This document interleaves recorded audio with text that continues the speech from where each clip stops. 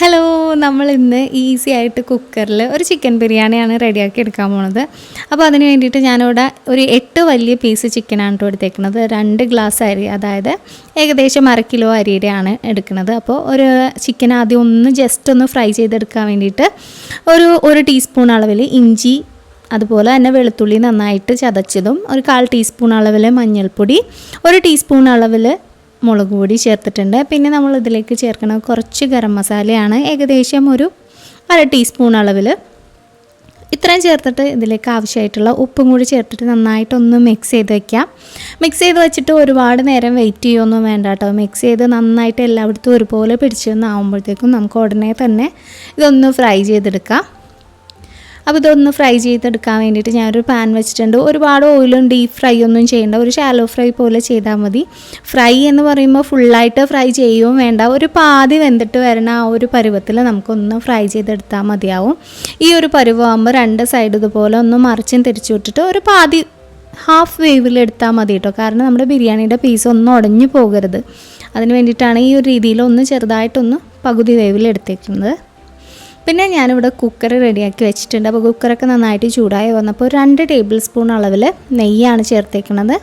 അപ്പോൾ നെയ്യൊക്കെ നന്നായിട്ട് ചൂടായി വരുന്ന സമയം കൊണ്ടിട്ട് ഞാനിവിടെ മസാലയൊക്കെ എടുത്ത് വെച്ചിട്ടുണ്ട്. അപ്പോൾ ഒരു 3-4 ഏലക്ക, ഒരു തക്കോലം ഉണ്ട്, അതുപോലെ 2 ചെറിയ പീസ് കറുവപ്പട്ട, 2-3 ഗ്രാമ്പൂ, പിന്നെ ഒരു ജാതിപത്രിയാണ്. ജാതിപത്രി നിർബന്ധമൊന്നുമില്ല, നിങ്ങളുടെ കയ്യിലുണ്ടെന്നുണ്ടെങ്കിൽ മാത്രം ഇട്ടാൽ മതി.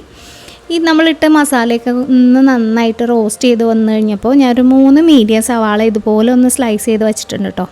അപ്പോൾ അതും കൂടി ഇട്ടിട്ട് സവാള ഇനി നന്നായിട്ടൊന്ന് വഴണ്ടിട്ട് വരണം. എന്നിട്ടാണ് ബാക്കിയുള്ള ഇൻഗ്രീഡിയൻസ് ഒക്കെ നമ്മൾ ഇതിലേക്ക് ചേർക്കുന്നത്.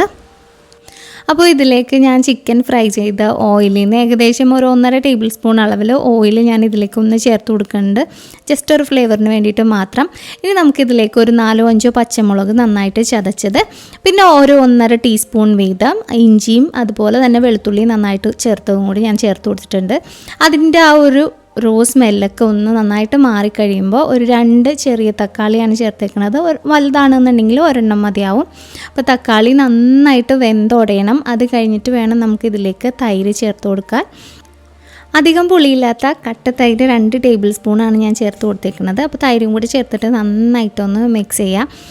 തൈരൊക്കെ ചേർത്ത് കഴിഞ്ഞിട്ട് ഞാനിതിലേക്ക് ഒരു 1/2 ടീസ്പൂൺ അളവിൽ മഞ്ഞൾപ്പൊടി, ഒരു ഫുൾ ടീസ്പൂൺ അളവിൽ മുളക് പൊടിയാണ് ചേർത്ത് കൊടുക്കുന്നത്, പിന്നെ ഒരു ഫുൾ ടീസ്പൂൺ അളവിൽ മല്ലിപ്പൊടി, പിന്നെ ഇതിലേക്ക് ഒരു 1/4 ടീസ്പൂൺ അളവിൽ ഗരം മസാല. ഇത്രയും ചേർത്തിട്ട് ആ പൊടികളൊക്കെ ഒന്ന് നന്നായിട്ടൊന്ന് മിക്സ് ചെയ്യുക. അതിൻ്റെ ആ സ്മെല്ലൊക്കെ ഒന്ന് മാറിക്കഴിയുമ്പോൾ ഇതിലേക്ക് പുതിനയിലയും അതുപോലെ തന്നെ മല്ലിയിലയും ചേർത്ത് കൊടുക്കണം. രണ്ടും ഒരു 1/4 കപ്പ് വീതം ഞാൻ ചേർത്ത് കൊടുക്കുന്നുണ്ട്.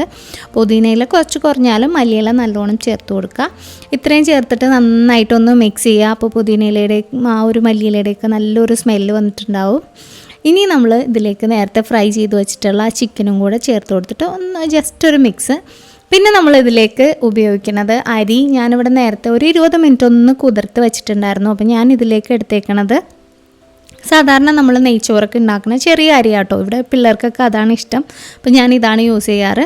ബർക്കത്ത് അങ്ങനെ എന്തോ ആണ് ഇതിൻ്റെ പേര്, അതാണ് ഞാൻ സ്ഥിരം മേടിക്കാറ്. അപ്പോൾ അത് തന്നെയാണ് ഞാൻ ഇതിലേക്ക് ചേർത്തേക്കുന്നത്. അപ്പോൾ ഒരു 20 മിനിറ്റ് കുതിർത്തിട്ട് കഴുകി വാരി വെച്ചേക്കണതാണ്. ഇനി ഞാനിവിടെ ഒരു 2 ഗ്ലാസ് അരിയാണ് എടുത്തേക്കുന്നത്. അപ്പോൾ കുക്കറിലായതുകൊണ്ട് തന്നെ ഞാനൊരു 2 ഗ്ലാസ് എന്ന് പറയുമ്പോൾ ഒരു 3.25 ഗ്ലാസ് വെള്ളമാണ് ഞാനിതിലേക്ക് ചേർത്ത് കൊടുത്തേക്കുന്നത്.